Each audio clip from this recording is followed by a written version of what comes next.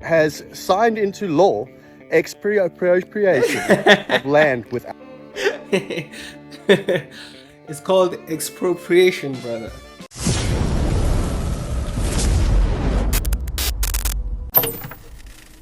Hi, my name is Jason Bartlett and I'm a white South African. I currently live in the United States and I came here illegally in 2019 and I pleaded for asylum. Now you ask yourself, why on earth would a white South African plead for asylum?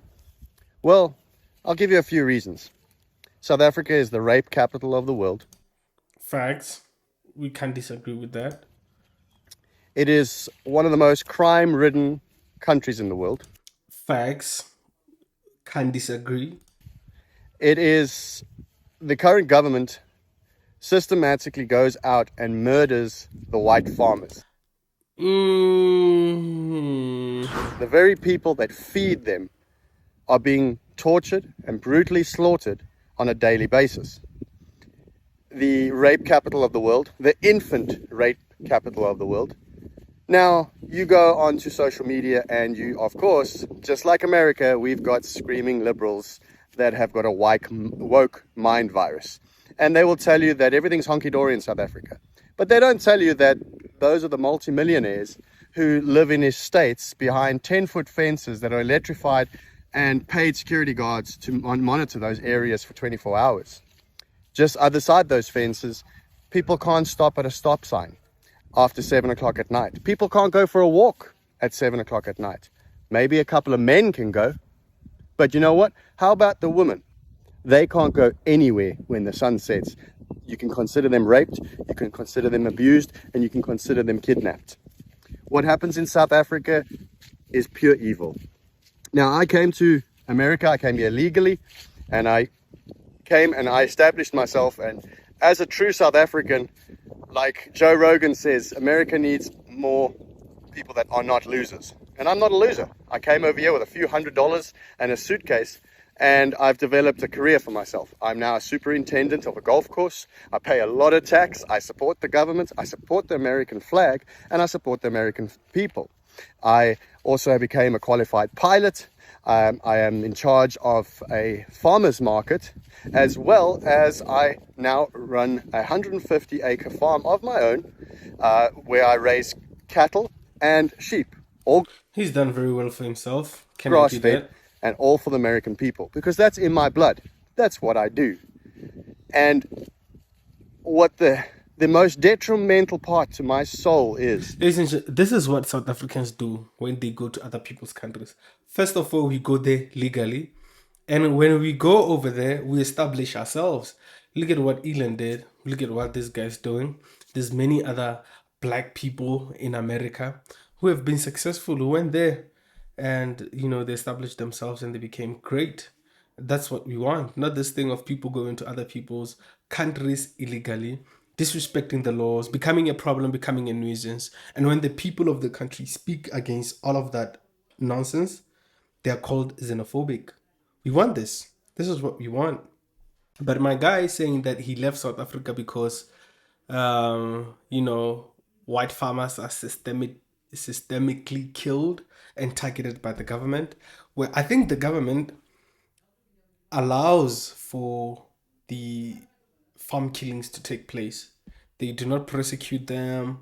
They gaslight us on the fact that there's farm killings in South Africa. But whether or not it is systemic, we are going to target this group of people and we are going to eradicate them.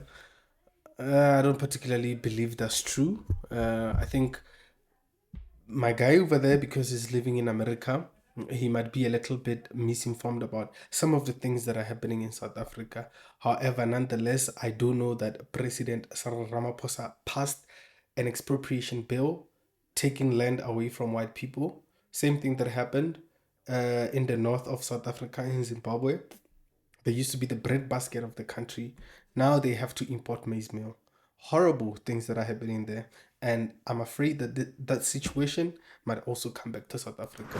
the fact that people can stand up and say everything's okay in South Africa. Because that is my reality. I came here because I've been through some traumatic experiences, including myself and my wife. We've lost family members. We've lost people that we love. And The day-to-day basis of crime and atrocities that are happening in South Africa is something that we don't want to live with. We wanted to come to America, live the American dream, and by the grace of God, we have achieved that, and we're getting stronger and better. However, since 1652, white people have been in South Africa. They've bought their land and they've acquired their land legally. And now, Cyril Ramaphosa, which is our pagan ANC leader, has signed into law expropriation of land without compensation. What did he call it? What did he say? Which is our pagan ANC leader, has signed into law expropriation of land without. It's called expropriation, brother. Expropriation. You know, these types of terms are not commonly used in the United States because nobody is confiscating nobody's land over there. Nobody's expropriating nothing. So it's understandable. It's Without okay. compensation. So if you white, they can come up to you and tell you, hey, we want that land and we're going to take it and we're going to pillage it and we're going to rape the earth and we're not going to create food for anybody and you can't say anything about it. Yep. Zimbabwe 2.0. How Yep. did that work out? So this over here is just a video for you to understand that those white South Africans and white South African farmers are entitled to their land. They're entitled to what they have. They do not have to leave that country. They do not have to be forced to leave that country. So the wonderful country of the United States is always willing to help. They're always willing to help, always signing checks to places like Ukraine, places like Gaza, everything like that. Even South Africa through the USAID. I mean, South Africa right now, Trump just put sanctions on us, signed an executive order, I think like yesterday, because of the expropriation bill that Ramaphosa has signed, you know, trying to take away land that is being owned by a small minority in the country. They say those people own the largest portion of the productive land in the country, and they want to take it. They want to take it, Zimbabwe 2.0. And you know what's crazy is that as South Africans, we don't have a South Africa in Africa to run to when things go bad here. And the process of getting into America legally, man, it's so long, brother. It's so long. And South Africa, I think we are going to go to waste as a country, and I'm afraid for us who do not have the funds to go anywhere else in the world. South Africa is our last safe haven in Africa. And when President Cyril Ramaphosa signs bills like this, it is not only the expropriation bill, by the way, it is the NHI, the Bella Act, all of these horrible legislations. The people that hate America get so much support.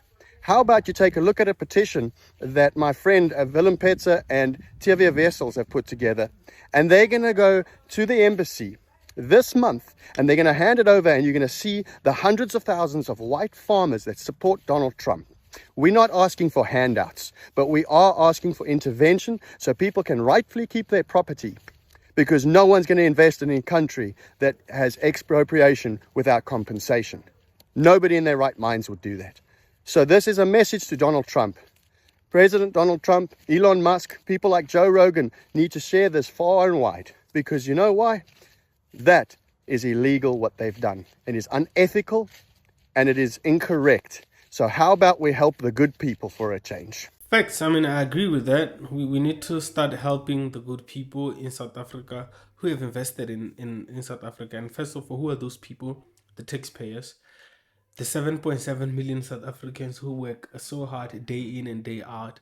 And through their income taxes, they are able to contribute towards South Africans living comfortably, you know.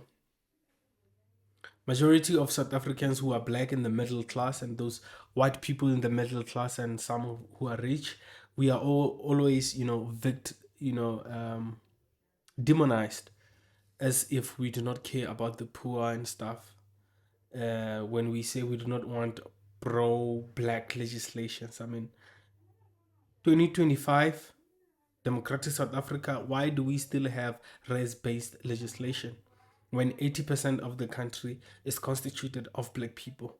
Why do we need legislation to protect us against the minority? Why? Why not just wake up, work hard, develop for yourself, create for yourself, and have the things that you need in life instead of just always asking for redistributive everything?